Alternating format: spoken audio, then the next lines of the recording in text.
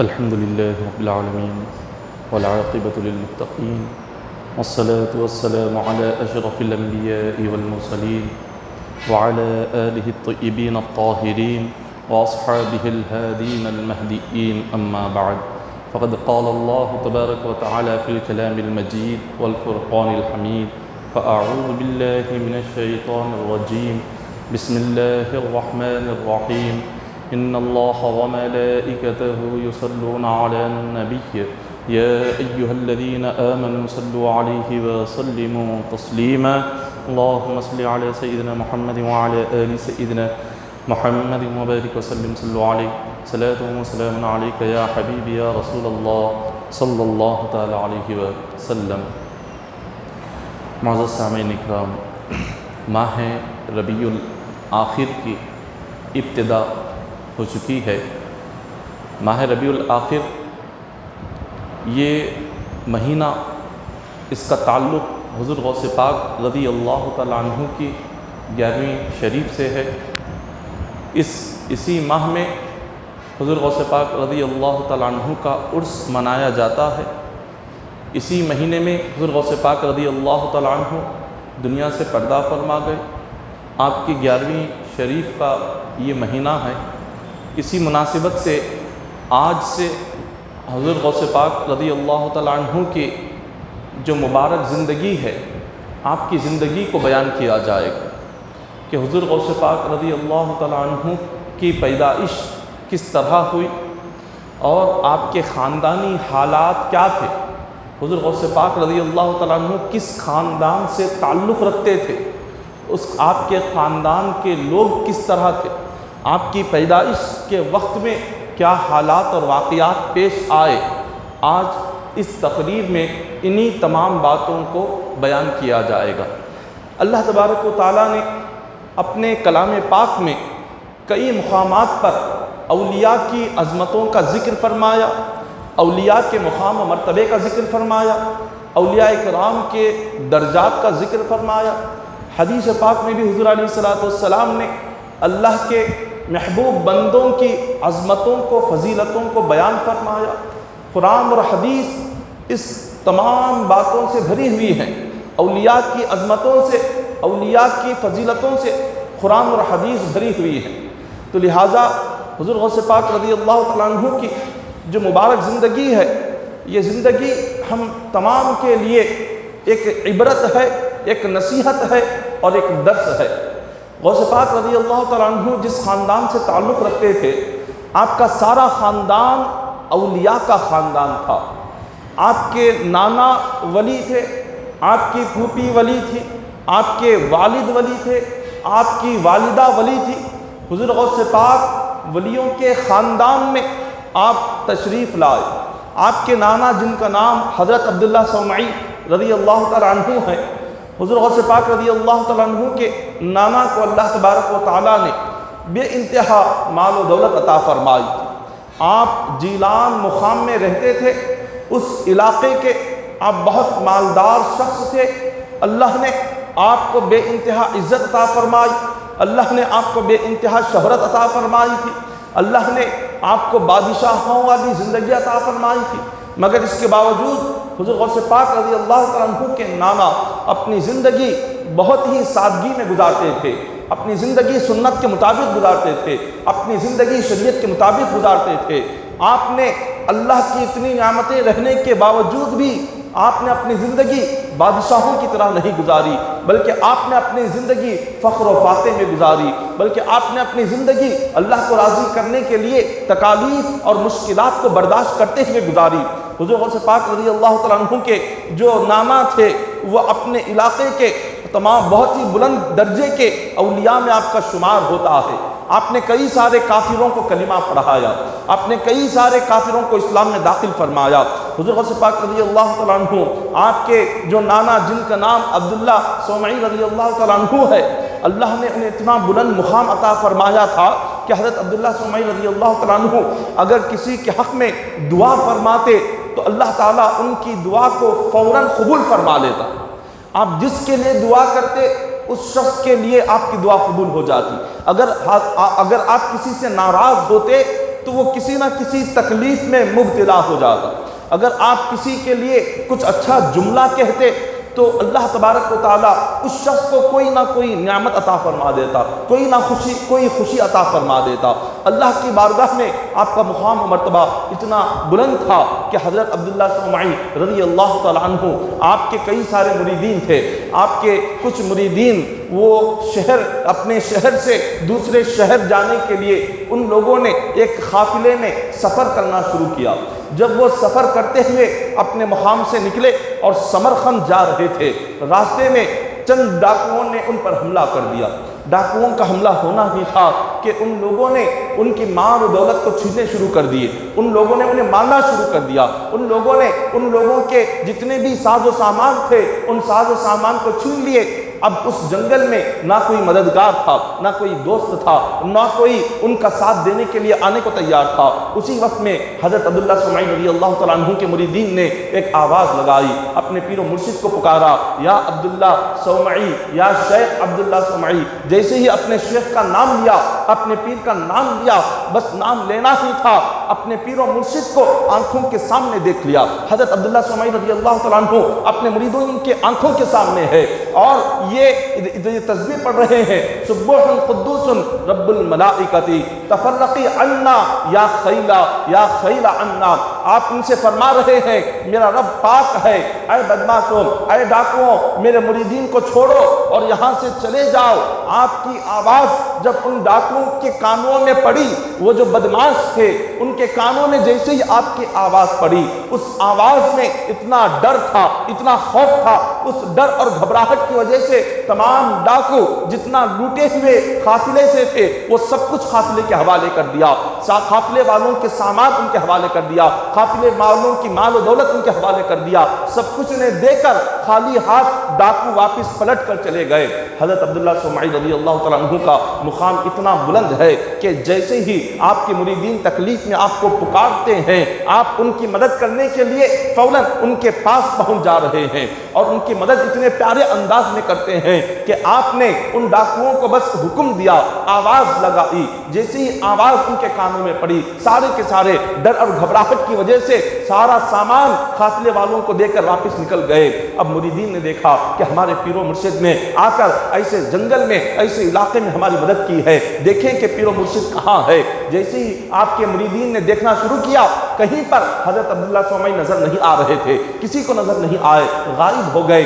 قافلے والوں نے اپنا سفر مکمل کر کے جب وہ واپس تشریف لائے، واپس اپنے علاقے کو آئے اور جا کر حضرت عبداللہ سومعی سے ملاقات کی اور دوسرے لوگوں سے کہا کہ حضرت عبداللہ سومعی رضی اللہ تعالیٰ عنہ ہمیں سفر میں مدد کے لیے ہمارے پاس آ گئے تھے، انہوں نے ہماری مدد کی اور انہوں نے ہماری مشکل کو دور کیا، اور ہماری جو ساز و سامان ڈاکوؤں نے لوٹا تھا وہ ساری چیزیں انہوں نے واپس دلا دی۔ جیسے ہی لوگوں نے سنا تو انہوں نے کہا کہ تم جس وقت کی بات کر رہے ہو اس وقت تو ہم حضرت عبداللہ سومعی کو اپنی آنکھوں کے سامنے دیکھ رہے تھے، وہ تو ہماری آنکھوں کے سامنے تھے، وہ تو ہمیں نصیحت کر رہے تھے، کوئی دین کی باتیں ہمیں بتا رہے تھے۔ ایک ہی وقت میں حضرت عبداللہ سومعی اپنے مریدین کو اپنے علاقے میں بیٹھ کر انہیں دین کی باتیں بھی سکھا رہے تھے، اور ایک ہی وقت میں اپنے پریشان حال مریدین کی جا کر مدد بھی کر رہے تھے۔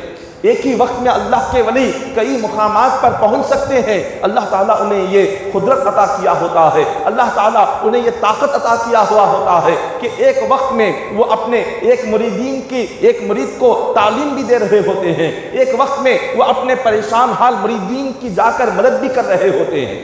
یہ اللہ تعالیٰ نے حضرت عبداللہ سومعی کو یہ مقام عطا کیا تھا۔ یہ کون تھے؟ حضور غوث پاک کے نانا تھے، حضور غوث پاک کے نانا تھے حضرت عبداللہ سومعی، جنہیں اللہ نے اتنا ولایت میں اتنا بلند درجہ عطا کیا تھا۔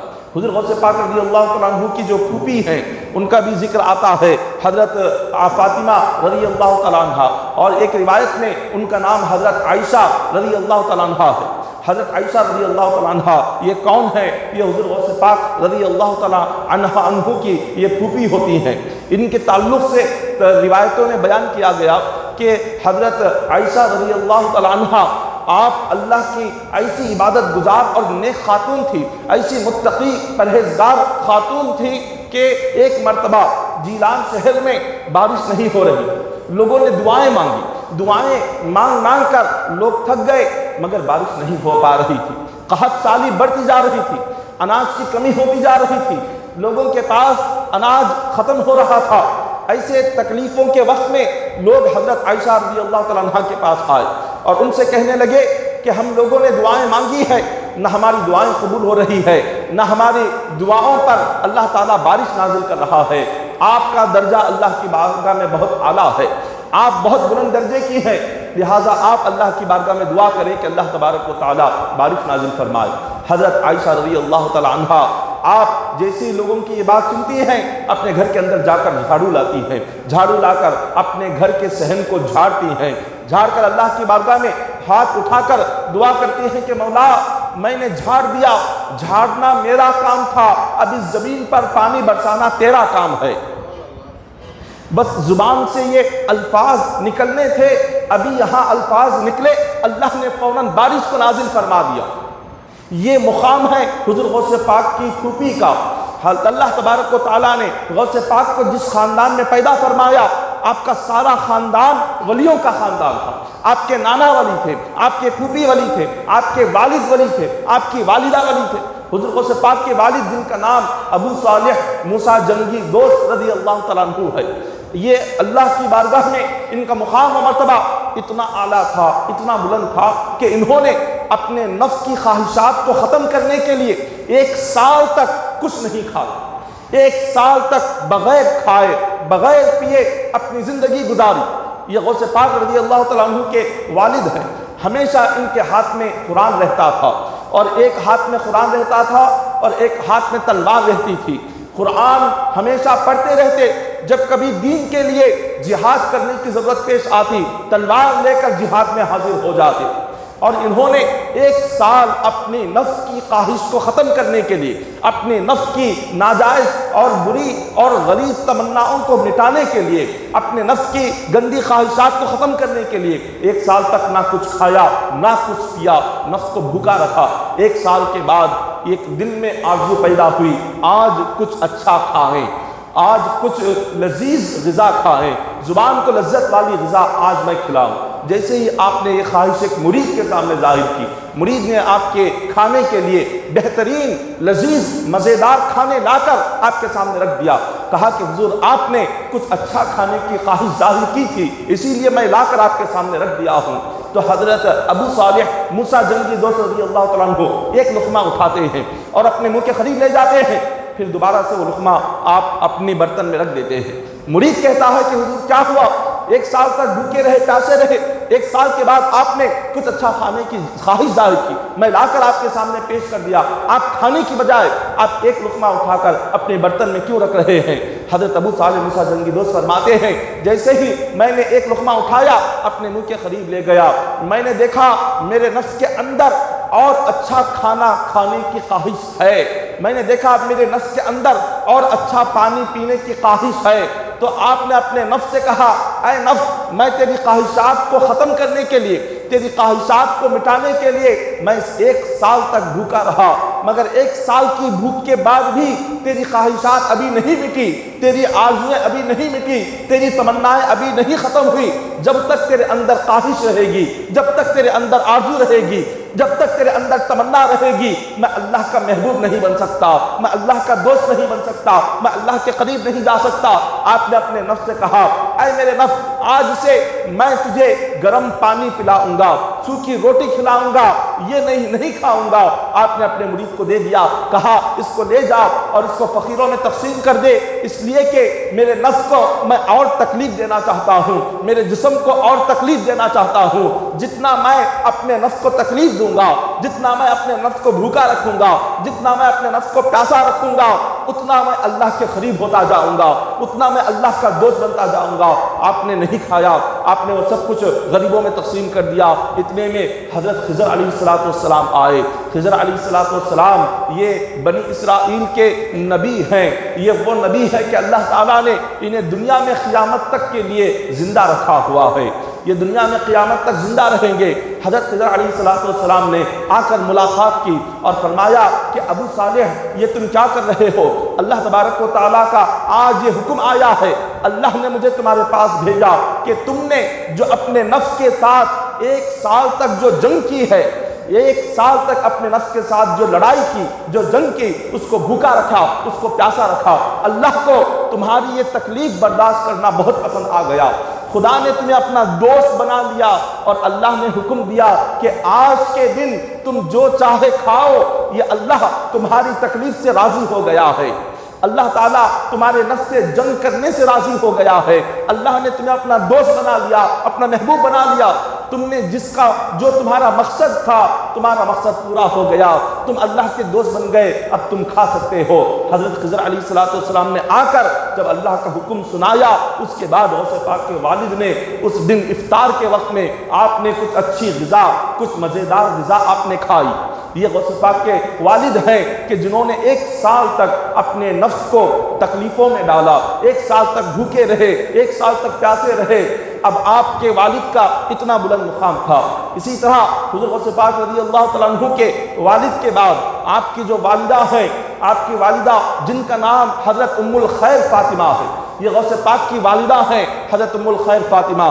آپ کے تعلق سے کتابوں میں لکھا جاتا ہے کہ حضور غوث پاک رضی اللہ تعالیٰ عنہ کے جو والدہ تھی، وہ اتنی نیک تھی، اتنی متقی اور پرہیزگار تھی کہ انہوں نے اپنی ساری زندگی شریعت کے خلاف کوئی کام نہیں کیا۔ غوث پاک رضی اللہ تعالیٰ عنہ جب آپ اللہ کی راہ میں آپ نکلے، سفر کرتے کرتے ایک جنگل کے پاس آپ پہنچے، روزہ تھے، روزہ رہنے کے بعد افطاری کا وقت آیا تو دیکھا آپ کے لیے کھانے کو کچھ نہیں تھا، تو آپ نے دیکھا کہ پانی کا چشمہ بہہ رہا تھا، تو آپ نے اس پانی سے افطار کر لیا۔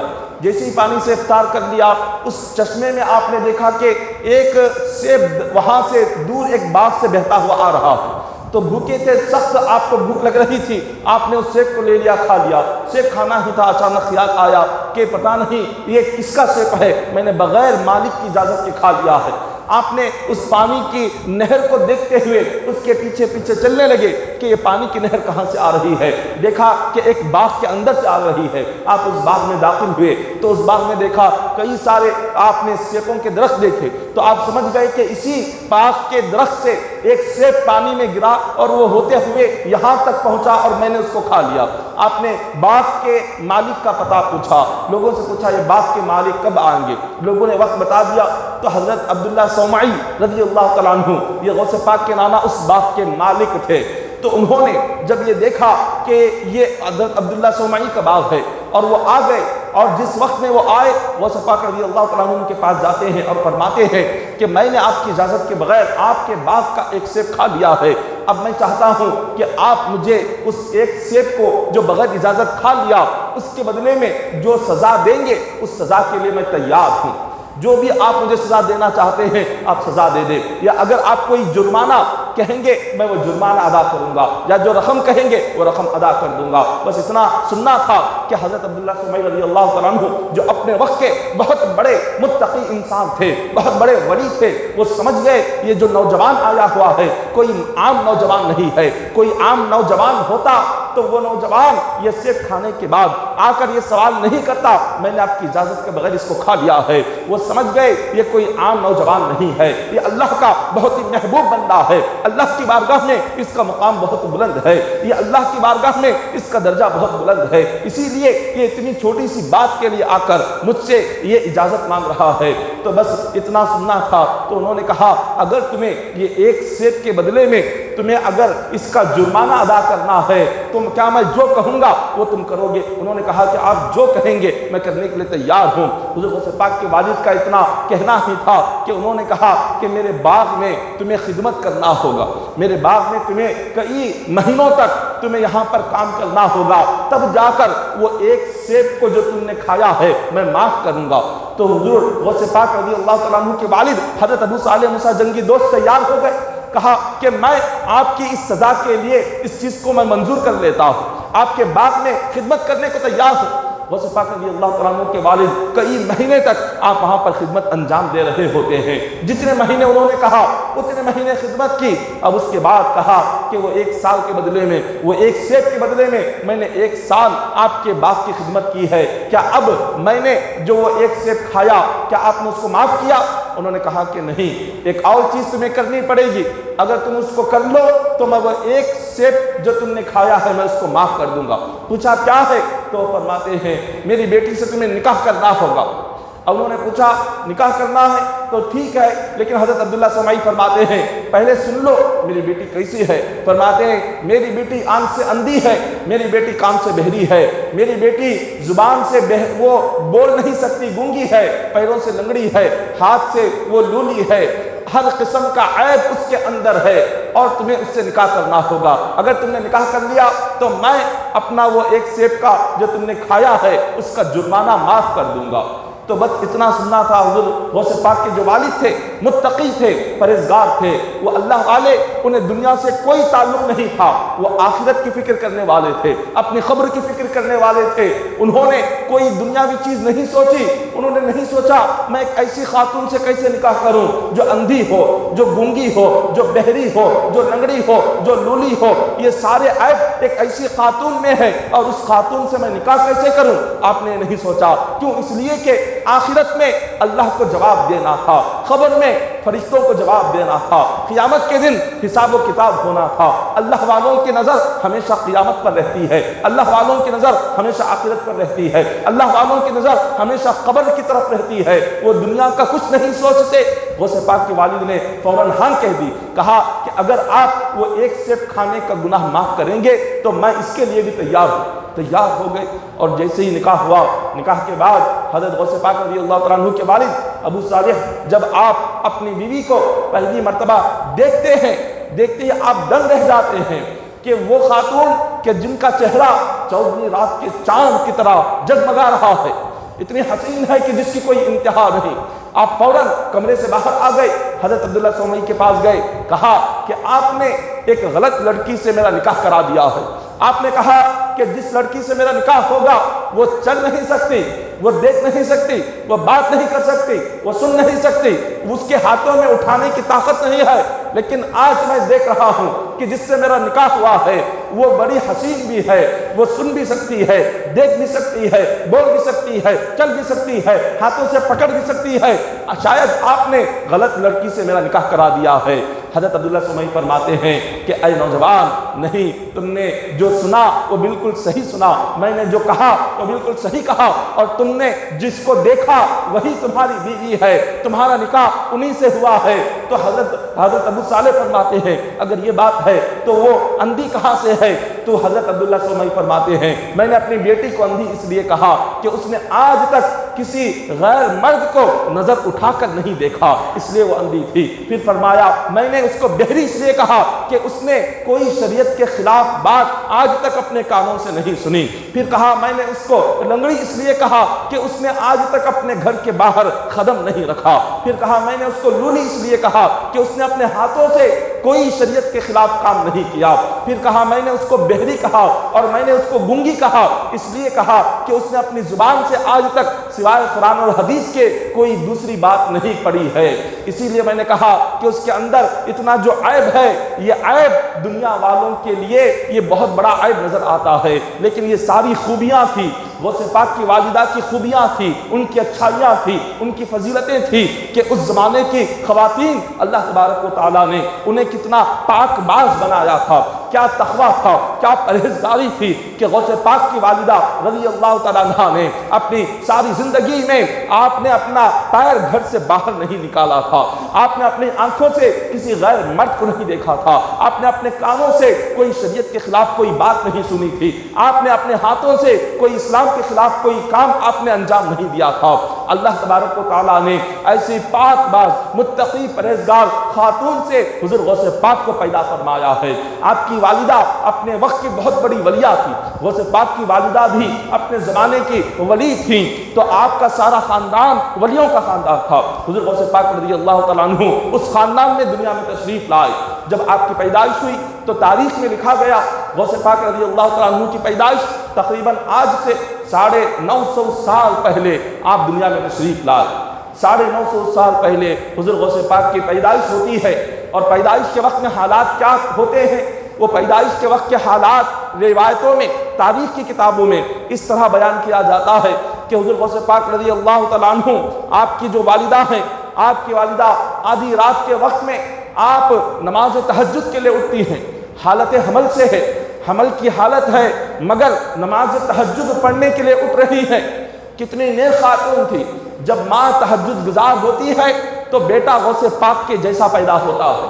ماں میں جب عبادتوں کی پابندی آتی ہے تو بچے میں بھی عبادتوں کی پابندی پیدا ہوتی ہے۔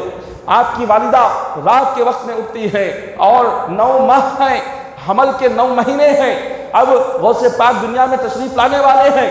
آپ کی والدہ اٹھ کر نماز تہجد ادا کرتی ہیں۔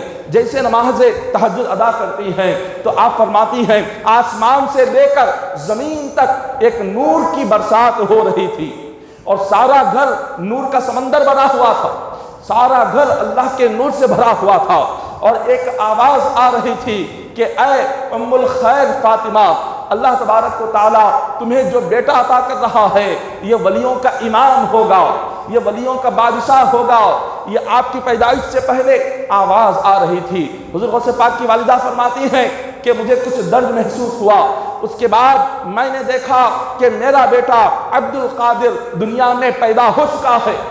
حضور غوث پاک رضی اللہ تعالیٰ عنہ کی جب پیدائش ہوئی تو آپ کی والدہ فرماتی ہیں میں نے دیکھا کہ حضور غوث پاک رضی اللہ تعالیٰ عنہ سجدے کی حالت میں ہے، حالت سجدے میں ہیں اور انگلی اٹھائے ہوئے ہیں، سبحان ربی الاعلیٰ کی تسبیح پڑھ رہے ہیں۔ سبحان ربی الاعلیٰ کی تسبیح۔ اللہ کا ولی وہ ہوتا ہے جو دنیا میں آتے ہی اللہ کی عبادت کا پابند بن جاتا ہے۔ اللہ کا ولی وہ ہوتا ہے جو دنیا میں آتے ہی شریعت کے ہر حکم کا پابند بن جاتا ہے، دین کے ہر حکم کا پابند بن جاتا ہے، اس قرآن اور سنت کے ہر حکم کا پابند بن جاتا ہے۔ حضور غوث پاک رضی اللہ تعالیٰ عنہ جس وقت میں تشریف لائے دنیا میں، اسی وقت میں 5 آپ کی کرامتیں ظاہر ہوئی۔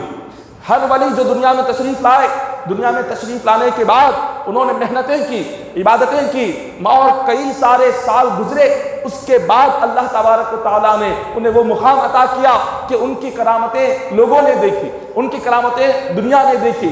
مگر غوث پاک رضی اللہ تعالیٰ عنہ کا مقام اتنا بلند ہے کہ آپ دنیا میں آنے کے بعد عبادت کر کے اور محنتیں کر کے غوث پاک ولی نہیں بنے، بلکہ پیدائش کے ساتھ ولی بن کر دنیا میں تشریف لائے۔ آپ ولی بن کر آئے۔ کئی سارے ہزاروں اولیاء گزرے ہیں، انہوں نے اپنی زندگی محنتوں میں لگانے کے بعد، اللہ کو راضی کرنے کے بعد، اپنی زندگی میں اللہ کی عبادت میں مشکلوں کو اٹھانے کے بعد، بھوکے پیاسے رہنے کے بعد، ساری زندگی روزہ رہنے کے بعد اللہ نے انہیں اپنا ولی بنایا، اللہ نے انہیں اپنا محبوب بندہ بنایا۔ مگر غوث پاک کی شان یہ ہے کہ آپ دنیا میں تشریف لانے سے پہلے ہی ولی بن گئے تھے، اللہ نے ولی بنا کر انہیں دنیا میں بھیجا تھا۔ سب سے پہلی کرامت تو یہ تھی کہ جب غوث پاک رضی اللہ تعالیٰ عنہ کی ولادت ہوئی، آپ کی پیدائش کے وقت میں حضور علیہ الصلوۃ والسلام آپ کے والد کے خواب میں آئے۔ آپ کے والد کے خواب میں آ کر حضور فرماتے ہیں یا ابا صالح اعطاک اللہ تعالی ابنا صالحا وهو ولدی ومحبوبی ومحبوب اللہ تعالی وسيكون له شأن عال فی الاولیاء والاقطاب۔ حضور فرماتے ہیں اے ابو صالح، اللہ نے جو تمہیں بیٹا عطا کیا ہے یہ کوئی معمولی بیٹا نہیں ہے بلکہ یہ بڑا نیک لڑکا ہے۔ اور حضور نے فرمایا یہ صرف تمہارا ہی بیٹا نہیں بلکہ میں بھی اس کو اپنا بیٹا مانتا ہوں۔ حضور نے حضور غوث پاک کو اپنا بیٹا کہا۔ جس غوث پاک کو آقا علیہ الصلوۃ والسلام اپنا بیٹا کہیں، اندازہ لگائیں اس غوث پاک کا مقام کیا ہوگا۔ تاجدار کائنات، سارے رسولوں کے امام، سارے نبیوں کے سردار، حضور فرما رہے ہیں یہ عبد القادر یہ میرا بھی بیٹا ہے۔ اور پھر حضور فرماتے ہیں وہ محبوب اللہ تعالی، اور فرمایا کہ ابو صالح تمہارا بیٹا اللہ کا محبوب ہے، تمہارا بیٹا اللہ کا بڑا پیارا ہے۔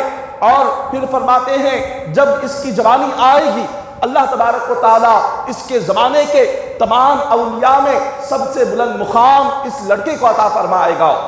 حضور غوث پاک کی پیدائش کے ساتھ حضور نے آ کر آپ کے والد کے خواب میں یہ خوشخبری سنائی، اور آپ ابھی دنیا میں تشریف نہیں لائے بلکہ آپ کے دنیا میں تشریف لانے سے پہلے حضرت جنید بغدادی رضی اللہ تعالیٰ عنہ غوث پاک سے 200 سال پہلے کے یہ بزرگ ہیں، غوث پاک سے 200 سال پہلے کے ولی ہیں جنید بغدادی۔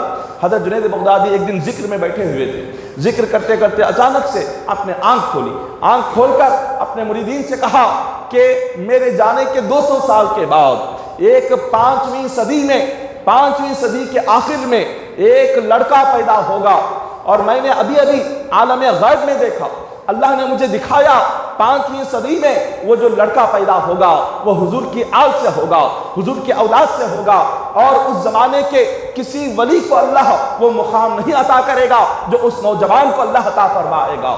حضور غوث پاک کی پیدائش سے پہلے ہی جو آپ سے جو 200 سال پہلے کے جو اولیاء تھے، وہ اولیاء آپ کی شان کو بیان کرتے تھے، آپ کے دنیا میں تشریف لانے کو بیان کرتے تھے۔ حضرت امام حسن عسکری رضی اللہ تعالیٰ عنہ جو آقا علیہ السلام کے خاندان سے ہے، امام حسن عسکری رضی اللہ تعالیٰ عنہ، آپ نے یہ ارشاد فرمایا تھا، آپ نے یہ فرمایا تھا کہ اپنے مریدین سے کہ میرا ایک جھبا ہے، اس جھبے کو تم اپنے پاس رکھنا۔ میرے دنیا سے پردہ فرمانے کے بعد 5ویں صدی میں ایک لڑکا پیدا ہوگا جس کا نام عبد القادر ہوگا، دنیا اسے غوث العظم کے نام سے جانے گی، اس نوجوان کو میرا یہ جھبا عطا فرما دینا۔ آپ نے وہ جھبا معروف کرقی کو دیا، حضرت معروف کرقی نے اسی جھبے کو جنید بغدادی کو دیا، جنید بغدادی نے اسی جھبے کو اپنے خلیفہ کو دیا، اور اس طرح سے ہوتے ہوتے جب غوث پاک رضی اللہ تعالیٰ عنہ اپنے اس درجے پر پہنچے وہ جھبا آپ تک لایا گیا۔ تو یہ آپ سے پہلے کے جو اولیاء گزرے تھے، غوث پاک کی پیدائش سے 200 سال پہلے روئے زمین پر آپ کا چرچا ہوتا تھا، آپ کا ذکر ہوتا تھا کہ ایک نوجوان آئے گا، آپ کی کرامتیں ایسی ہوگی، آپ کی پیدائش ایسی ہوگی، آپ کا مقام و مرتبہ اتنا بلند ہوگا۔ یہ تمام باتیں آپ کی پیدائش سے پہلے دنیا میں پھیل چکی تھی، عام ہو چکی تھی۔ حضور غوث پاک رضی اللہ تعالیٰ عنہ کے دنیا میں تشریف لاتے ہی جو سب سے پہلی کرامت تھی، وہ کرامت یہ ظاہر ہوئی کہ آپ دنیا میں جیسی تشریف لائے، حضور نے آ کر آپ کے والد کو خواب میں آپ کی خوشخبری سنائی، اور دوسری کرامت یہ ظاہر ہوئی کہ جیسی آپ دنیا میں تشریف لائے آپ کی والدہ دیکھتی ہیں کہ آپ کے کاندھے پر ایک خدم کا نشان ہے۔ ایک خدم کا نشان حضور غوث پاک کے کاندھے پر تھا۔ وہ خدم مبارک کا نشان کس چیز کا تھا؟ روایتوں میں آتا ہے کہ سرکار حضور علیہ السلام معراج کی رات جب آقا علیہ السلام کو جبرائیل زمین اور آسمان کی سیر کرانے کے لیے کعبے کے صحن میں آئے ہوئے تھے، ایک براق لائے ہوئے تھے، آقا علیہ السلام براق کے پاس پہنچے۔ اب وہ جو براق تھا، وہ براق کے پاس جیسے ہی حضور گئے، جب دیکھا کہ براق رو رہا تھا، حضور نے پوچھا کیوں رو رہا ہے؟ براق کہنے لگا کہ حضور آج آپ مجھ پر سوار ہوں گے، میری آرزو ہے کل قیامت کا دن جب آئے گا آپ قیامت کے دن بھی مجھ پر سوار ہو کر جنت میں داخل ہو، میرے سوا کوئی دوسری آپ کی سواری نہ بنے۔ حضور علیہ السلام نے کہا جا، میں تجھ سے وعدہ کرتا ہوں قیامت کے دن بھی میں تجھ پر سوار ہو کر جنت میں داخل ہوں گا۔ اس براق نے کہا کہ حضور قیامت کے دن لاکھوں براق ہوں گے، لاکھوں سواریاں ہوں گی، آپ مجھے کیسے پہچانیں گے؟ آقا علیہ السلام نے اپنا مبارک ہاتھ اس سواری کی گردن پر رکھا۔ جیسے ہی حضور نے اس سواری کی گردن پر اپنا ہاتھ رکھا، وہ جو سواری تھی، وہ جو براق تھا، وہ خوشی سے جھومنے لگا۔ جیسے ہی وہ خوشی سے جھومنے لگا، وہ تھوڑا سا اوپر اونچائی کی طرف زمین سے تھوڑا اونچا ہو گیا۔ حضور علیہ السلام کو اس پر سوار ہونا تھا، حضور نے دیکھا یہ خوشی سے اتنا جھوم رہا ہے، اتنا اونچا ہو گیا۔ اب آقا علیہ السلام کو اس براق پر چڑھنا تھا، اتنے میں غوث پاک رضی اللہ تعالیٰ عنہ کی روح مصطفیٰ کے قدموں میں آتی ہے اور فرماتی ہے کہ آقا میری گردن پر پیر رکھ کر آپ اس پر سوار ہو جائیں۔ حضور علیہ السلام نے آقا علیہ السلام غوث پاک رضی اللہ تعالیٰ عنہ کی گردن پر پیر رکھ کر آپ براق پر سوار ہو گئے۔ جو حضور نے معراج کی رات غوث پاک کی روح کی گردن پر جو قدم رکھا تھا، پیدائش کے وقت میں وہ حضور کے قدم کا نشان آپ کے کاندھے پر اسی طرح باقی تھا۔ جبکہ آقا علیہ السلام کا زمانہ، غوث پاک رضی اللہ تعالیٰ عنہ کا زمانہ 470 سال کا فاصلہ ہے۔ حضور علیہ السلام کے آپ کے پردہ فرمانے کے 470 سال کے بعد غوث پاک رضی اللہ تعالیٰ عنہ دنیا میں تشریف لائے، مگر آپ کی جو روح تھی، روح غوث اعظم، معراج کی رات حضور کے قدموں پر آ گئی تھی، اور حضور کے قدم مبارک پر آ کر حضور سے فرمایا تھا کہ حضور آپ اپنا قدم میری گردن پر رکھ دے۔ وہ جو آقا نے اپنا قدم رکھا تھا، اس قدم کا نشان پیدا ہونے کے بعد آپ کے کاندھے پر اسی طرح باقی تھا۔ یہ حضور غوث پاک کی دوسری کرامت تھی۔ اور تیسری کرامت آپ کی یہ تھی کہ آپ کے والدین کو اللہ تبارک و تعالیٰ نے وہ لڑکا عطا فرمایا کہ جس وقت آپ کی والدہ کی عمر، حضور غوث پاک کی جو ماں کی عمر اس وقت میں 60 سال کی تھی، جس عمر میں عام طور پر خواتین کو اولاد کی امید بھی نہیں کی جاتی، اولاد کا خیال بھی جس عمر میں نہیں کیا جاتا، اس عمر میں حضور غوث پاک رضی اللہ تعالیٰ عنہ اپنی والدہ سے دنیا میں تشریف لائے۔ آپ کی والدہ کی عمر 60 سال کی عمر میں حضور غوث پاک رضی اللہ تعالیٰ عنہ پیدا ہوتے ہیں۔ یہ آپ کی تیسری کرامت ہے۔ اور آپ کی چوتھی کرامت یہ تھی کہ آقا آپ کے والدین کو، آپ کے والد اور آپ کی والدہ کو یہ بشارت سنائی گئی، یہ اللہ کی بارگاہ سے یہ خوشخبری سنائی گئی کہ جو کوئی اس نوجوان سے محبت کرے گا، اللہ نے فرمایا میں اس بندے کو جنت عطا کروں گا، اور جو تمہارے لڑکے سے نفرت کرے گا، اللہ نے کہا وہ گمراہ ہو جائے گا۔ یہ غوث پاک کی پیدائش کے ساتھ یہ خوشخبریاں مل رہی ہیں آپ کے والدین کو، یہ آپ کی چوتھی کرامت ہے۔ اور حضور غوث پاک رضی اللہ تعالیٰ عنہ کی 5ویں کرامت سنیں۔ آپ کی 5ویں کرامت یہ تھی کہ جس رات غوث پاک کی پیدائش ہوئی، جس رات غوث پاک دنیا میں تشریف لائے، اس رات اللہ نے آپ کے تمام شہر جیلان میں کسی عورت کو بیٹی عطا نہیں کی، اللہ نے سب کو بیٹے ہی عطا فرمائے، اللہ نے سب کو بیٹے عطا فرمائے۔ آپ کا مقام حضور غوث پاک رضی اللہ تعالیٰ عنہ کو عبد القادر جیلانی کیوں کہتے ہیں؟ جیلانی کا مطلب کیا ہے؟ جیلان ایک علاقے کا نام ہے، ایران میں ایک علاقہ ہے، ایران کے ایک علاقے کا نام جیلان ہے۔ اس علاقے میں غوث پاک کی پیدائش ہوئی، اسی لیے آپ کو جیلانی کہا جاتا ہے۔ اور اسی کو آپ کے والد نے آپ کے پیدائش کے ساتھ جو نام رکھا سید عبد القادر، یہ حضور غوث پاک کا نام پیدائش کے ساتھ ماں باپ نے رکھا۔ آپ کے والد کی جانب سے غوث پاک کا خاندان امام حسن رضی اللہ تعالیٰ عنہ سے جا کر ملتا ہے، اور آپ کی والدہ کی جانب سے آپ کا خاندان امام حسین رضی اللہ تعالیٰ عنہ کی طرف جا کر ملتا ہے۔ آپ کے والد بھی سید ہیں، آپ کی والدہ بھی سید ہیں، آپ امام حسن امام حسین کے خاندان سے دنیا میں تشریف لائے ہوئے ہیں۔ تو غوث پاک رضی اللہ تعالیٰ عنہ ایران کے علاقے جیلان میں جب آپ کی پیدائش ہوئی، اللہ نے اس رات ہر عورت کو لڑکا ہی عطا کیا، کسی کو لڑکی عطا نہیں فرمائی۔ حضور غوث پاک رضی اللہ تعالیٰ عنہ کی محبت میں جب ہم کھلاتے ہیں پلاتے ہیں تو یہ سوال کیا جاتا ہے یہ کھلانا پلانا یہ کہاں ہے، یہ کیوں کرتے ہیں؟ یہ تو اللہ کی سنت ہے۔ اللہ نے اپنے ولی کی پیدائش کی خوشی میں سب کو بیٹے بانٹے، اپنے ولی کی پیدائش کی خوشی میں اللہ نے سب کو بیٹے عطا فرمائے، اور ہم تو ولی کی پیدائش کی خوشی میں صرف کھانا بانٹتے ہیں، کھانا تقسیم کرتے ہیں، ہم غریبوں کو کھلاتے ہیں۔ وہ رب ہے، وہ رب جس نے غوث پاک کی پیدائش پر اس نے جشن منایا، خوشی منائی، اور ہم تو اللہ کے بندے ہیں، ہم اللہ کی سنت پر ہم بھی حضور غوث پاک کی محبت میں غریبوں کو کھلاتے ہیں اور پلاتے ہیں۔ اور حضور غوث پاک کی 5ویں کرامت یہ ہے کہ جیسے ہی آپ کی ولادت کے ساتھ اس رات، جس رات غوث پاک کی پیدائش ہوئی، اس رات آپ کے سارے علاقے میں جتنے لڑکے پیدا ہوئے اللہ نے سب کو ولی بنا دیا۔ حضور غوث پاک کی پیدائش کی رات جتنے بچے پیدا ہوئے، ایک بچہ بھی عام بچوں کی طرح نہیں تھا، اللہ نے وہ سارے بچوں کو ولی بنا دیا تھا۔ یہ کیا تھا؟ یہ اللہ تبارک و تعالیٰ کی جانب سے ایک جشن تھا، ایک خوشی تھی۔ خدا بتلا رہا ہے سارے ولیوں کا جو امام ہے، سارے ولیوں کا بادشاہ یہ دنیا میں تشریف لا رہا ہے۔ اس ولی کی خوشی میں اللہ تبارک و تعالیٰ نے سارے بچوں کو ولی بنا دیا، سارے بچوں کو اللہ تبارک و تعالیٰ نے ولایت عطا فرما دی۔ یہ حضور غوث پاک کی پیدائش کے ساتھ ساتھ یہ ساری کرامتیں ظاہر ہونا شروع ہو گئی۔ اتنی کرامتیں آپ کی پیدائش کے وقت ہی ظاہر ہوئی۔ اور آپ کی 6ٹھی کرامت یہ تھی کہ جب آپ دنیا میں تشریف لائے، ماہ رمضان المبارک کی پہلی تاریخ تھی، جمعہ کا دن تھا، جمعہ کا دن تھا، ماہ رمضان کی پہلی تاریخ پہلا روزہ تھا۔ حضور غوث پاک رضی اللہ تعالیٰ عنہ نے جیسے ہی آپ نے آنکھ کھولی، رمضان کی پہلی تاریخ تھی، صبح کا وقت، صبح سویرے آپ کی پیدائش ہوئی۔ آپ کی والدہ آپ کو دودھ پلانا چاہتی ہے، بچہ پیدا ہو چکا ہے، دودھ پلانا چاہتی ہے، مگر غوث پاک دودھ نہیں پی رہے۔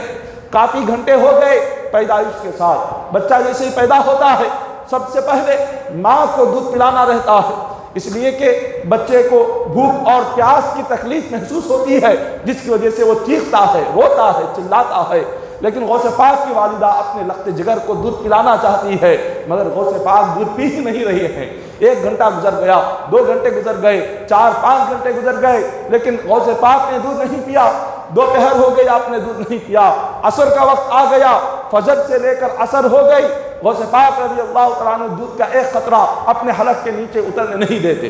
جب آپ نے دیکھا کہ اتنا وقت گزر چکا ہے لیکن یہ لڑکا دودھ نہیں پی رہا، سارا خاندان پریشان ہے، غوث پاک کے والد پریشان، غوث پاک کی والدہ پریشان، سارے لوگ پریشان کہ کیا ہو چکا کہ یہ بچہ دودھ کیوں نہیں پی رہا ہے۔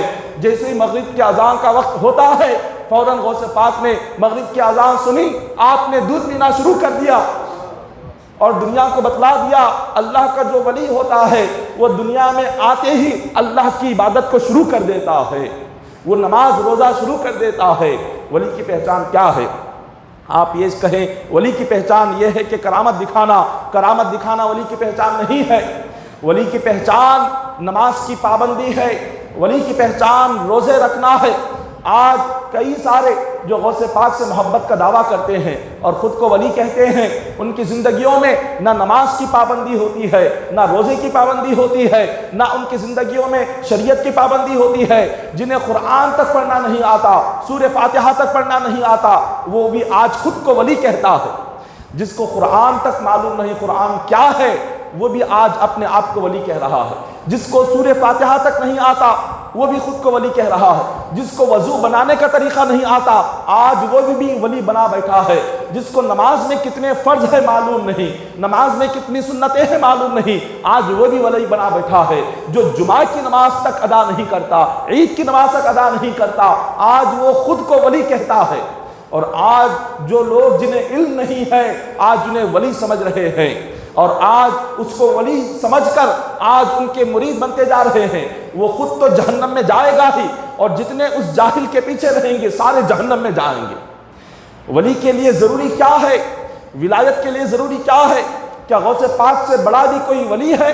کیا غوث پاک سے بڑا بھی کوئی اللہ کا نیک بندہ ہے؟ جب حضور غوث پاک رضی اللہ تعالیٰ عنہ نے اپنی پیدائش کے ساتھ روزہ رکھنا شروع کیا، اپنی پیدائش کے ساتھ سجدے میں سر رکھ کر سبحان ربی الاعلیٰ پڑھا اور دنیا کو بتا دیا کہ جو بھی ولی ہونے کا دعویٰ کرے تو سب سے پہلے اس کی زندگی میں دیکھو کیا وہ عبادت کا پابند ہے یا نہیں ہے، کیا وہ نماز کا پابند ہے یا نہیں ہے، کیا وہ روزے کا پابند ہے یا نہیں ہے۔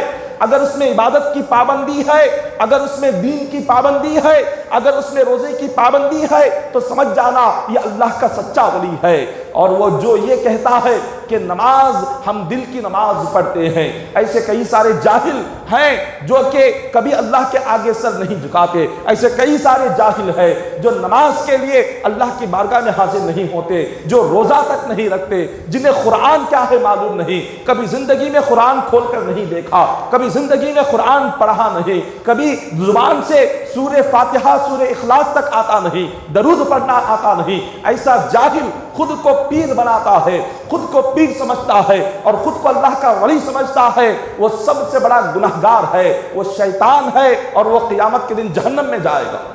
یہ غوث پاک کا فرمان ہے۔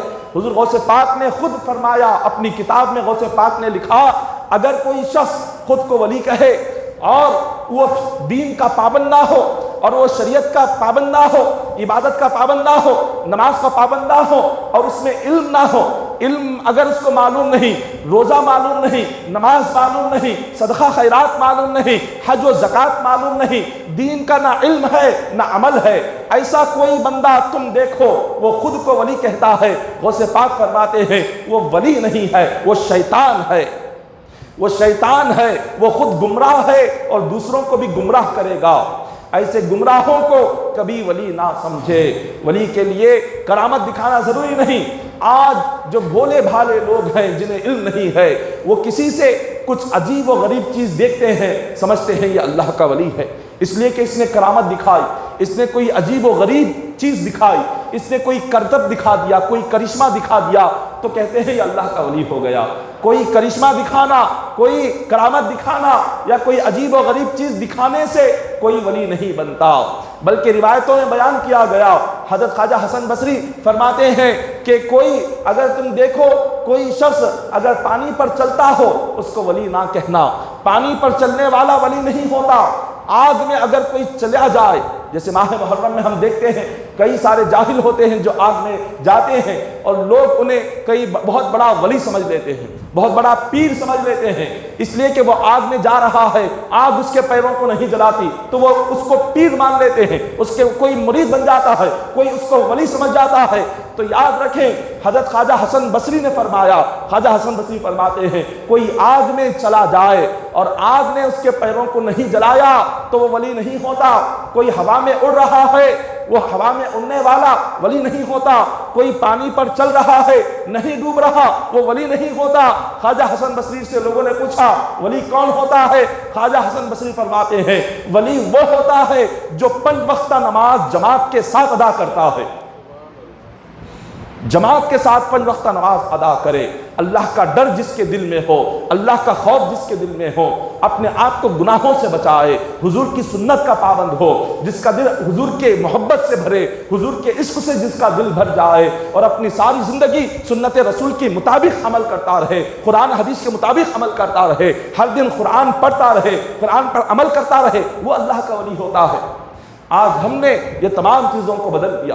حضور غوث پاک رضی اللہ تعالیٰ عنہ کی زندگی میں دیکھیں، کیا کبھی غوث پاک نے کہا کہ بس تم میری محبت کا دعویٰ کرو اور میری محبت کا دعویٰ کر کے کچھ عبادت نہ کرو تم ولی بن جاؤ؟ نہ غوث پاک نے کہا، نہ غوث پاک کے پہلے کسی ولی نے کہا، نہ غوث پاک رضی اللہ تعالیٰ عنہ کے بعد ہزاروں لاکھ اولیاء گزرے ہیں، ان کی کئی ہزاروں کتابیں ہیں، کسی ولی نے نہ اپنی کسی کتاب میں یہ بات لکھا، نہ ابھی اپنے کسی تقریر میں کسی ولی نے یہ کہا کہ تم عبادت نہ کرو، نماز نہ پڑھو اور شریعت کی پابندی نہ کرو، سنت پر عمل نہ کرو، قرآن نہ پڑھو، علم حاصل نہ کرو، نماز روزہ کچھ نہ سیکھو، اللہ تمہیں ولی بنا دے گا۔ آج تک کسی ولی نے یہ بات کہی نہیں ہے، آج تک آپ کو نہ کسی کی کتاب میں یہ ملے گا نہ کسی ولی کی زبان سے ملے گا۔ یہ صرف جہالت ہے، آج جاہل ہیں، جاہل آج اتنے بڑھ چکے ہیں کہ آج جاہلوں نے خود کو ولی سمجھ لیا اور وہ دوسروں کو بھی گمراہ کرتے ہیں، خود بھی گمراہ ہوتے ہیں۔ تو یہ بات ذہن نشین رکھ لے کہ اگر کسی کو آپ دیکھیں، کسی کو دیکھیں کہ اس کے اندر شریعت کی پابندی نہیں ہے، شریعت کی پابندی نہیں ہے، تو سمجھ جاؤ یہ گمراہ انسان ہے، یہ گمراہ ہے، یہ دین پر چلنے والا نہیں ہے۔ ایک کسی شخص نے آ کر حضرت خواجہ حسن بصری رضی اللہ تعالیٰ عنہ کے سامنے کسی کے حضرت بایزید بستامی بستام کے بہت بڑے سلطان الاولیاء گزرے ہیں، ان کا لقب ہے سلطان الاولیاء، اولیاء کے سلطان۔ ان سے آ کر کسی نے کہا کہ فلاں شخص ہے، بہت نیک ہے، بہت بہترین اللہ کا دوست ہے، اللہ کا محبوب بندہ ہے۔ حضرت بایزید بستامی اس سے ملنے کے لیے آپ اس کے مکان تک چلے گئے۔ آپ نماز کا وقت ہوا، وہ شخص نماز کے لیے نکل رہا تھا، تو نکلتے نکلتے قبلے کی طرف چہرہ کر کے اس نے صرف کلی کر دی۔ حضرت بایزید بستامی نے جب دیکھا تو فرمایا جس شخص کو قبلے کا ادب معلوم نہیں وہ اللہ کا کیا ولی بنے گا؟ قبلے کا ادب جس کو نہیں ہے، قبلے کا احترام جس کو نہیں ہے، وہ اللہ کا ولی اور اللہ کا محبوب کیسے بن سکتا ہے؟ تو اللہ کا ولی اور اللہ کا محبوب بننے کے لیے بندے کو محنت کرنی پڑتی ہے، عبادتوں میں محنت کرنی پڑتی ہے، اللہ کو راضی کرنے کے لیے راتوں میں اٹھنا پڑتا ہے، تہجد کا پابند ہونا پڑتا ہے، روزوں کی پابندی ہونی پڑتی ہے، صدقہ خیرات کی پابندی ہونی پڑتی ہے، راتوں میں اٹھ کر آنسو بہانا پڑتا ہے، اللہ کے لیے مصلی بچھا کر اسی مصلی پر راتیں گزارنی پڑتی ہے۔ یہ ساری محنتوں کے بعد بندے کو اللہ اپنا ولی بناتا ہے۔ اور جس بندے کو پتہ ہی نہیں کہ عبادت کیا ہے، جس کو معلوم ہی نہیں نماز کیا ہے، جس کو معلوم ہی نہیں مسجد کیا ہے، جو اپنی زندگی میں کبھی مسجد میں آ کر سر نہیں جھکایا اور جس نے کبھی اللہ کی بارگاہ میں کبھی آنسو نہیں بہایا، کبھی رویا نہیں، کبھی علم حاصل نہیں کیا، تو وہ بندہ اللہ کا کیا ولی بنے گا؟ وہ تو گمراہ ہے، اور اس کے ساتھ جتنے اس کے نقش قدم پر چلیں گے وہ سارے کے سارے گمراہ ہو جائیں گے۔ تو آج یہ معاملہ ہے۔ تو اس طرح حضور غوث پاک رضی اللہ تعالیٰ عنہ کی جو مبارک زندگی ہے، آپ کا بچپن کا یہ عالم تھا۔ جب آپ کی ابتدائی تعلیم ہوئی، غوث پاک رضی اللہ تعالیٰ عنہ سے ایک شخص نے آ کر سوال کیا کہ حضور آپ کو پتہ کیسے چلا کہ آپ اللہ کے ولی ہے؟ تو غوث پاک فرماتے ہیں میرے بچپن کا زمانہ تھا، آپ بچپن میں مدرسے کو جاتے تھے، غوث پاک فرماتے ہیں بچپن میں دیکھتا تھا میرے آگے کچھ لوگ ہیں، پیچھے کچھ لوگ ہیں، دائیں کچھ لوگ ہیں، بائیں کچھ لوگ ہیں، وہ دوسروں کو نظر نہیں آتے، صرف مجھے ہی نظر آ رہے ہیں۔ جب میں مدرسہ جاتا ہوں وہ جو بھی میرے سامنے آتا ہے وہ لوگوں کو ہٹاتے ہیں، کہتے ہیں کہ ہٹو یہ اللہ کا ولی آ رہا ہے۔ یہ کس عمر کی بات ہے؟ حضور غوث پاک رضی اللہ تعالیٰ عنہ 4 سال کی عمر میں جب مدرسہ جا رہے ہیں، مدرسہ جاتے وقت میں راستے میں کچھ لوگوں کو دیکھتے ہیں، نورانی چہرے والے ہیں، نور ان کے چہروں سے ٹپک رہا ہے، آگے بھی ہے، پیچھے بھی ہے، دائیں بھی ہے، بائیں بھی ہے۔ سامنے آنے والے لوگوں سے کہتے ہیں راستہ دو، ہٹو، یہ اللہ کا ولی آ رہا ہے۔ حضور غوث پاک رضی اللہ تعالیٰ عنہ نے دیکھا اور کئی دنوں تک انہیں دیکھتے رہے، سارا بچپن دیکھا۔ جب جوانی آئی تب انہیں پتا چلا کہ وہ جو بچپن میں آ کر نورانی چہرے والے لوگ جو ہٹاتے تھے وہ کوئی عام انسان نہیں تھے، بلکہ وہ اللہ کے فرشتے تھے جو آپ کا ادب کرنے کے لیے زمین پر آتے تھے۔ فرشتے آتے تھے 5-4 سال کی عمر میں حضور غوث پاک کے پاس، فرشتے آ کر آپ کا راستہ صاف کرتے تھے، فرشتے آ کر لوگوں کو ہٹاتے تھے، فرشتے آ کر مدرسے میں آپ کے بیٹھنے کی جگہ صاف کر کے فرماتے تھے آپ یہاں پر بیٹھیے۔ یہ مقام غوث اعظم ہے۔ حضور غوث پاک جیسے مدرسے میں داخل ہوئے، 4 سال 4 مہینے 4 دن جو بچوں کی بسم اللہ خوانی ہوتی ہے، تو استاد کو بلایا گیا، استاد کے سامنے آ کر بیٹھے۔ اب جیسے عام طور پر بسم اللہ خوانی میں بچوں کو جو پڑھایا جاتا ہے، بسم اللہ الرحمن الرحیم پڑھا کر کہتے ہیں کہ آپ پہلے الحمد کا سورہ پڑھیں، تو بسم اللہ الرحمن الرحیم پڑھا کر غوث پاک کو بھی پہلے سورہ فاتحہ پڑھایا گیا۔ حضور غوث پاک فرماتے ہیں کہ استاد مجھے سورہ فاتحہ آتا ہے، تو استاد نے سمجھا کہ سورہ فاتحہ بچے ماں باپ سے سن کر یاد کر لیتے ہیں، ہو سکتا ہے آپ نے بھی ویسے ہی یاد کر لیا۔ پھر استاد نے الف لام میم پڑھانا چاہا، غوث پاک نے کہا کہ الف لام میم بھی مجھے یاد ہے۔ استاد نے کہا سناؤ، حضور غوث پاک نے الف لام میم سے لے کر مکمل 1 پارہ بغیر دیکھے آپ نے سنا دیا، بغیر دیکھے۔ 4 سال 4 مہینے 4 دن کا بچہ سورہ فاتحہ سے لے کر پہلا پارہ بغیر دیکھے سنا رہے۔ استاد نے پھر کہا کہ چلو سیقول دوسرا پارہ پڑھو۔ غوث پاک فرماتے ہیں کہ یہ دوسرا پارہ بھی مجھے یاد ہے۔ استاد نے کہا چلو سنا، تو غوث پاک نے دوسرا پارہ بھی بغیر دیکھے سنا دیا۔ استاد نے کہا کہ چلو تیسرا پارہ پڑھو۔ غوث پاک فرماتے ہیں مجھے تیسرا پارہ بھی یاد ہے۔ غوث پاک نے تیسرا پارہ بھی بغیر دیکھے سنا دیا۔ استاد نے پوچھا کہ بیٹا تمہیں کتنا قرآن یاد ہے، تھوڑا سناؤ۔ حضور غوث پاک رضی اللہ تعالیٰ عنہ نے الحمد سے لے کر 18 پارے بغیر دیکھے استاد کو سنا دیے۔ 18 پارے غوث پاک نے سنائے۔ کس عمر میں؟ 4 سال 4 مہینے 4 دن کی عمر میں۔ 18 پاروں کا حافظ بننے کے لیے کئی سال لگ جاتے ہیں۔ 3 سے 4 سال تک ایک بچے کو 18 پارے کے حافظ بننے کے لیے لگ جاتے ہیں۔ کڑی محنت کے بعد، دن رات کی محنت کے بعد بچہ یہ 18 پارے یاد کرتا ہے 2 سال 3 سال لگا کر۔ حضور غوث پاک رضی اللہ تعالیٰ عنہ بس 4 سال 4 مہینے 4 دن کی عمر میں آپ بغیر دیکھے بغیر رکے 18 پارے آپ نے استاد کو سنا دی۔ استاد نے پوچھا کہ بیٹا آپ نے یہ 18 پارے کب یاد کیے، کس مدرسے میں یاد کیے، کہاں یاد کیے؟ غوث پاک فرماتے ہیں میں نے یہ جو 18 پارے یاد کیے کسی مدرسے میں یاد نہیں، اپنی ماں کی گود میں 18 پارے یاد کر لیے، ماں کی گود میں یاد کیے۔ پوچھا کہ ماں کی گود میں کیسے یاد کیے؟ تو غوث پاک فرماتے ہیں میری جو والدہ ہے 18 پاروں کی حافظ تھی، ہر دن فجر کی نماز پڑھ کر میری والدہ مجھے گود میں ڈال لیتی تھی اور وہ 18 پارے پڑھنا شروع کر دیتی۔ جب تک 18 پارے نہیں پڑھتی تھی مجھے دودھ نہیں پلاتی تھی۔ میں اپنی ماں کی گود میں لیٹ کر وہ 18 پارے سنتے سنتے اس کا حافظ بن گیا ہوں۔ یہ اللہ تبارک و تعالی، یہ حضور غوث پاک کی والدہ کا مقام ہے۔ جب ماں غوث پاک کی والدہ کی طرح ہو تو بیٹا غوث پاک کے جیسا پیدا ہوگا۔ آج مائیں اپنے گود میں بچوں کو ڈال کر جب وہ ٹی وی دیکھتی ہے، جب وہ سیریل دیکھتی ہے، جب وہ فلمیں دیکھتی ہے تو اس بچے کے ذہن پر کیا اثر ہوگا، اس بچے کی تربیت کیا ہوگی؟ وہ بچہ کہاں سے حافظ قرآن بنے گا؟ وہ بچہ کہاں سے عالم دین بنے گا؟ وہ بچہ کہاں سے قاری قرآن بنے گا؟ کہ جس کی ماں صبح سے شام تک بے شرمی والے گانے دیکھ رہی ہو، بے حیائی والی چیزیں وہ دیکھ رہی ہو، وہ اپنے فون پر لگی ہو، فون پر وہ یوٹیوب پر گانے دیکھ رہی ہے، وہ ٹی وی پر گانے دیکھ رہی ہے، جو ماں اپنے بیٹے کو گود میں ڈال کر وہ فیس بک پر ہو اور فیس بک پر چیٹنگ کر رہی ہو، تو اس بچے میں کہاں سے قرآن کا حفظ آئے گا؟ وہ بچہ کہاں سے نمازی بنے گا؟ وہ بچہ کہاں سے روزدار بنے گا؟ وہ بچہ کہاں سے متقی بنے گا؟ وہ بچہ کہاں سے پرہیزگار بنے گا؟ جب ماں خود بے حیائی میں ہے تو بچہ بھی ویسے ہی بے حیائی بنے گا۔ جب ماں خود بے نمازی ہو بچہ بھی بے نمازی بنے گا۔ جب باپ کو خود علم نہیں تو بچہ بھی جاہل بنے گا، جب ماں میں خود علم نہیں تو بچے میں کہاں سے علم آئے گا، جب عبادت کی پابندی ماں باپ میں نہ ہو تو بچوں میں کہاں سے عبادت کی پابندی آئے گی، بچے کہاں سے نیک بنیں گے؟ جب ماں نیک ہوگی تو بچے نیک ہوں گے، باپ نیک ہوگا تو بچے نیک ہوں گے، جب ماں باپ تہجد گزار ہوں گے تو بچے تہجد گزار ہوں گے، جب ماں باپ 5 وقتہ نماز کے پابند بنیں گے تو بچے 5 وقتہ نماز کے پابند بنیں گے۔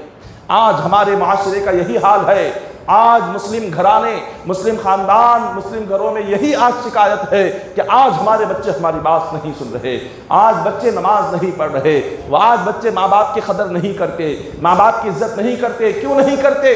اس لیے نہیں کرتے کہ آج خود ماں باپ نے اپنی اولاد کو دین کا علم نہیں سکھایا۔ آج کتنے ماں باپ ہیں جو اپنی اولاد کو دین پڑھاتے ہیں، دین سکھاتے ہیں، جنہیں قرآن اور حدیث بتاتے ہیں۔ آج والدین کو لگتا ہے کہ دین کی تعلیم میں ہے کیا، دین کی پڑھائی میں ہے کیا، قرآن حدیث پڑھائیں گے تو کیا ہوگا، کتنا کمائے گا بچہ، کتنا لائے گا، ہمیں کیا پالے گا، دینی تعلیم پڑھے گا تو بھوکا رہ جائے گا۔ آج ماں باپ نے دینی تعلیم کو بہت ہی حقیر بنا دیا، والدین نے دین کی تعلیم کو بہت ہی کمتر نظروں سے آج دین کی تعلیم کو دیکھ رہے ہیں۔ اس کا نتیجہ کیا ہوتا ہے؟ آپ لے جا کر آپ بڑے اسکولوں میں انہیں داخل کرتے ہیں، لاکھوں روپیہ آپ ان کے لیے فیس بنتے ہیں اور آپ محنت کرتے ہیں، آپ سود سے قرض لاتے ہیں تاکہ ہمارے بچوں کا فیوچر سنور جائے، ہمارے بچے تعلیم حاصل کر لے۔ اتنی محنتوں کے بعد جب بچہ تعلیم حاصل کر لیتا ہے، اپنے پیروں پر کھڑا ہوتا ہے، وہ سب سے پہلے والدین سے ایک ہی سوال کرتا ہے، آج تک تم نے میرے لیے کیا ہی کیا ہے؟ کتنے والدین نہیں ہیں آج گھروں میں یہ سوال نہیں کرتے ماں باپ سے کہ آج آپ نے ہمارے لیے کیا کیا ہے، ہمارے لیے آج تک آپ نے کیا کر رکھا ہے؟ یہ کیوں آتا ہے سوال؟ یہ اسی وقت آتا ہے کہ جب بچے کو ماں باپ کا مقام معلوم نہیں ہوتا، والد سے کس طرح پیش آنا ہے، ماں سے کس طرح پیش آنا ہے، بات کرنے کا انداز کیا ہونا ہے، ادب کیا ہے، احترام کیا ہے، تعظیم کیا ہے، کس طرح ان کے سامنے پیش آنا ہے، یہ نہ کسی اسکول میں سکھایا جاتا ہے، نہ کسی کالج میں سکھایا جاتا ہے، یہ صرف مدرسوں میں پڑھایا جاتا ہے۔ دینی تعلیم وہیں پر ملتی ہے لیکن وہاں پر ماں باپ نہیں چھوڑیں گے۔ انگریزی تعلیم آپ نے دلا دی، جس کی وجہ سے آج والدین جب ماں باپ اپنے بچوں کا فیوچر دیکھتے ہیں، جب ان کا نکاح کرتے ہیں، وہ یہ سمجھتے ہیں ہم نے بچوں کو اتنا اچھا پڑھایا لکھایا، اب بچہ ہمیں دیکھے گا۔ وہ نہیں دیکھتا۔ وہ کیا کرتا ہے؟ نکاح ہونے کے بعد وہ سب سے پہلے اپنی زندگی الگ کرتا ہے، بوڑھے ماں باپ کو ایک مکان میں چھوڑ دیتا ہے، وہ دوسرے مکان میں اپنی زندگی گزارتا ہے۔ کیوں؟ اس لیے کہ ہم نے اس کے ذہن میں پہلے سے ہی انگریزی تعلیم ڈال دی تھی، انگریزوں کا طریقہ ڈال دیا تھا۔ ہم نے بچپن سے ہی اس کے ذہن میں دین کی تعلیم نہیں ڈالی، قرآن کی تعلیم نہیں ڈالی، حدیث کی تعلیم نہیں ڈالی، ماں باپ کا ادب نہیں سکھایا، اس کو مدرسے میں نہیں ڈالا، اس کو مدرسے میں لے جا کر تعلیم نہیں پڑھائی۔ اسی وجہ سے وہی اولاد نوجوان ہونے کے بعد، اپنے پیروں پر کھڑے ہونے کے بعد اپنے والدین کو سب سے پہلے اپنے گھر سے باہر نکالتی ہے۔ وہ یہ سمجھتی ہے کہ یہ ہماری زندگی میں ٹاٹ کا پیوند ہے، یہ جب تک ہماری زندگی میں رہیں گے خوشی نہیں رہے گی، ان کی وجہ سے ہماری زندگی میں تکلیف آتی ہے۔ جو ماں باپ اپنے 10 بچوں کو، جو محنت کر کے 10 بچوں کو پالتے ہیں، وہ 10 بچے مل کر ایک ماں باپ کو اپنے گھر میں رکھنے کو تیار نہیں۔ بڑا بھائی کہتا ہے میں نہیں رکھوں گا، چھوٹا بھائی کہتا ہے میں نہیں رکھوں گا، تیسرا کہتا ہے کہ نہیں میں ان کو خرچہ دے دوں گا، دوسری جگہ لے جاؤ، چوتھا کہتا ہے ان کی دوائی کا خرچ میں اٹھاؤں گا، پانچواں کہتا ہے ان کے کھانے کا خرچ میں دے دوں گا، چھٹا کہتا ہے ان کے لیے جو ہوگا سب کچھ دیں گے، لیکن گھروں میں رکھنے کو تیار نہیں۔ گھروں میں رکھنے کو آج والدین کو تیار نہیں۔ کتنے ایسے والدین ہیں جو روتے ہیں اپنے بڑھاپے میں صرف اس لیے کہ ماں باپ انہیں ساتھ نہیں رکھتے، ماں باپ بچے ایک ساتھ نہیں رہتے۔ بڑھاپے میں والدین کو چاہیے کیا ہوتا ہے؟ اپنی اولاد کی محبت، اپنی اولاد کی جو چاہت، بس اتنا ہی تو وہ چاہتے ہیں، اولاد آج وہ بھی دینے کو تیار نہیں ہے۔ تو یہ سب کچھ کیوں ہوتا ہے؟ یہ سب کچھ دینی تعلیم نہ ہونے کی وجہ سے ہوتا ہے۔ دینی تعلیم جب ہم نہیں دلاتے بچوں کو بچپن سے، تو اس کے بعد یہ چیزیں آتی ہے۔ سب سے پہلے آپ اپنے اولاد کو جو بنانا چاہو آپ بناؤ، ڈاکٹر بنانا چاہو بناؤ، انجینئر بنانا چاہو بناؤ، آپ انہیں لائر بنانا چاہتے ہو بناؤ، پروفیسر بنانا چاہتے ہو بناؤ، جو بناتے ہو بناؤ، لیکن سب سے پہلے اپنے اولاد کو ایک حافظ قرآن بناؤ، انہیں سب سے پہلے دین کا علم سکھاؤ، انہیں نمازی بناؤ، انہیں شریعت کا پابند بناؤ، سنت رسول کا پابند بناؤ، انہیں دیندار بناؤ۔ دیندار بنانے کے بعد، نمازی بنانے کے بعد اب جو بھی انہیں چاہے بنا لے، وہ بچہ کبھی دین سے نہیں ہٹے گا، وہ بچہ کبھی ماں باپ کی کبھی بے ادبی نہیں کرے گا، ماں باپ کو برا بھلا نہیں کہے گا، ماں باپ کو اپنی بیوی کے سامنے ماں کو کبھی نہیں ڈانٹے گا، کبھی وہ اپنے والدین کو برے بھلے الفاظ زبان سے نہیں نکالے گا۔ آپ کو بڑھاپے میں رونے کی ضرورت نہیں آئے گی، بڑھاپے میں آنسو بہانے کی ضرورت نہیں پیش آئے گی، اگر آپ نے بچپن سے ہی بچوں کو دینی تعلیم سکھائی ہو۔ تو سب سے پہلے آج کمی ہے، اسی دینی تعلیم کی کمی ہے۔ اپنی اولاد کو سب سے پہلے دینی تعلیم دے، بچپن سے دینی تعلیم دے، یہ نہ دیکھے 4 سال کی عمر میں کیا پڑھائیں گے، آگے چلیں گے بچوں کو، آگے جب وہ ہوش سنبھالیں گے تب دین پڑھائیں گے، نہیں، بچوں کو 4 سال کی عمر سے ہی دینی تعلیم سکھانا شروع کر دے۔ جیسے بیبی کلاس میں آپ 4 سال میں ڈال دیتے ہیں، اسی طرح سے 4 سال سے ہی آپ انہیں یسرنا القرآن پڑھانا شروع کر دے، دعائیں پڑھانا شروع کرے، حدیثیں پڑھانا شروع کرے، ماں باپ کا ادب سکھانا شروع کرے، ساری چیزیں اسی عمر سے شروع کرے۔ 7 سال کی عمر میں بچوں کو مسجد میں لانے کا حکم کیوں ہے؟ حدیث پاک میں حضور نے فرمایا کہ 7 سال کی عمر میں اپنے ساتھ بچوں کو لے کر آؤ، 10 سال کی عمر میں اگر وہ نماز کو نہ آئے تو انہیں مارو ڈانٹو، لے کر آؤ۔ جبکہ نماز کب فرض ہوتی ہے؟ بالغ ہونے کے بعد۔ بالغ ہونے کی عمر کیا ہے لڑکے کے لیے؟ 15 سال۔ 15 سال کی عمر سے نمازیں بچے پر فرض ہوتی ہے، مگر حضور نے فرمایا 7 سال کی عمر سے مسجد کو لے کر آؤ، 10 سال میں نہ مانے تو مارو، مسجد کو لے کر آؤ۔ کیوں کہا گیا؟ تاکہ 7 سال کی عمر سے ہی بچے کے ذہن میں یہ بات نقش ہو جائے کہ میرے لیے نماز سب سے زیادہ ضروری ہے، میرے لیے سب سے پہلے نماز ہے، عبادت ہے، یہ حکم ہے۔ لیکن آج افسوس، جب والد خود نماز کو نہیں آتے تو بچے کو کہاں سے لائیں گے؟ جب والد کو خود نماز کی پرواہ نہیں، ماں کو خود نماز کی پرواہ نہیں، والد اپنے کاموں میں لگے ہوئے ہیں، ماں گھر میں اپنے کاموں میں لگی ہوئی ہے، تو بچوں کی تربیت کیا ہوگی؟ تو کہاں سے بچے نمازی بنیں گے؟ کہاں سے بچے نیک بنیں گے؟ کہاں سے بچے متقی پرہیزگار بنیں گے؟ تو آج ہم حضور غوث پاک رضی اللہ تعالیٰ عنہ کی مبارک زندگی سے ہمیں یہ پتہ چلتا ہے کہ سب سے پہلے ہمیں دین کا پابند ہونا چاہیے۔ آج کی اس نشست میں ہم نے حضور غوث پاک کی پیدائش سے لے کر آپ کے بچپن تک کے حالات کو بیان کیا۔ اب اس کے آگے اور کیا حضور غوث پاک کی مبارک زندگی ہے، وہ آگے انشاءاللہ آئندہ جمعہ بیان کیا جائے گا۔ حضور غوث پاک کی مبارک زندگی کا آج پہلا جمعہ ہے۔ انشاءاللہ کئی سارے حضور غوث پاک کی مبارک زندگی کے واقعات ہیں۔ آپ کی جوانی کیسے گزری، آپ کس مدرسے میں پڑھے، حضور غوث پاک کہاں گئے پڑھنے کے لیے، کن کن استادوں سے آپ نے تعلیم حاصل کی، کتنے کتنے ملکوں میں غوث پاک نے جا کر تعلیم حاصل کی، اس کے بعد آپ کے مرید کہاں ہے، آپ کے خلیفہ کہاں ہے، آپ کی جوانی کیسے گزری، آپ کا بچپن کیسے گزرا، آپ کا بڑھاپا کیسے گزرا، یہ آپ کی کرامتیں کیا ہیں، وہ ساری چیزیں انشاءاللہ آج سے اس جمعہ سے ہر جمعہ یہ حضور غوث پاک کی مبارک زندگی مکمل ہونے تک، آپ کی پیدائش سے ذکر ہوا، حضور غوث پاک کے تمام زندگی کے بعد آپ کی دنیا سے پردہ فرمانے تک، دنیا سے رخصت ہونے تک کیا کیا واقعات پیش آئے، وہ سارے واقعات بیان کیے جائیں گے انشاءاللہ۔ یہ سلسلہ آج یہیں پر روکا جاتا ہے، آئندہ جمعہ یہیں سے تقریر کی ابتدا ہوگی، لہٰذا آپ آئندہ جمعہ جلد سے جلد تشریف لائے۔ ٹھیک 12:40 کو تقریر کا آغاز ہو جائے گا، 12:40 سے ہی حضور غوث پاک کی مبارک زندگی آپ کے سامنے بیان کی جائے گی، لہٰذا آپ ضرور تشریف لائے، ورنہ آپ کو کہاں سننے کو ملے گا۔ کئی ساری عمریں گزر جاتی ہے، مگر ہم جن کی محبت میں کھلاتے ہیں، جن کی محبت میں 11ویں کرتے ہیں، ہمیں ان کی زندگی ہی معلوم نہیں، تو کتنی افسوس کی بات ہے۔ ہماری اتنی عمریں ہو گئی کہ ہم اپنے باپ دادا سے غوث پاک سے محبت کا دعویٰ کرنے والے، لیکن ان کی زندگی کیا ہے ہمیں معلوم ہی نہیں، ان کا بچپن کیا ہے، ان کی جوانی کیا ہے، ان کی تعلیم کیا ہے، اور ان کی مبارک زندگی میں کرامتیں کیا ہیں ہمیں معلوم نہیں۔ تو یہ بالکل بہت افسوس کی بات ہوتی ہے۔ تو لہٰذا ہم آج کی اس جمعہ سے لے کر کئی جمعہ تک یہ سلسلہ جاری رہے گا، غوث پاک کی مکمل زندگی ہر ایک جمعہ مختصر کر کے تھوڑا تھوڑا آپ کی زندگی کو بیان کیا جائے گا۔ تو لہٰذا آپ جمعہ 12:40 کو حاضر ہو جائے، اسی وقت سے بیان شروع ہو جائے گا۔ دعا ہے کہ اللہ تعالیٰ ہم تمام کو کہنے سننے سے بڑھ کر عمل کرنے کی توفیق عطا فرمائے۔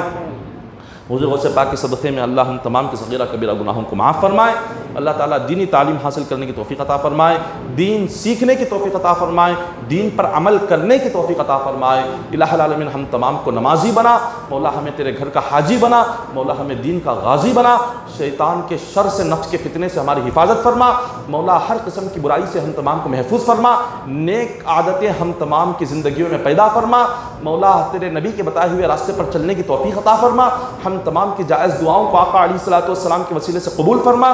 ان ان اللہ وملائکتہ یصلون علی النبی یا ایھا الذین آمنوا صلوا علیہ وسلموا تسلیما اللہم صل علی سیدنا محمد وعلی آل سیدنا محمد وبارک وسلم صلوا علیہ صلاۃ و سلام علیک یا حبیبی یا رسول اللہ صلی اللہ تعالی علیہ وسلم حسبنا اللہ حسبنا اللہ حسبنا اللہ نعم الوکیل نعم المولا ونعم النصیر سبحان ربک رب العزۃ عما یصفون وسلام علی المرسلین والحمد للہ رب العالمین.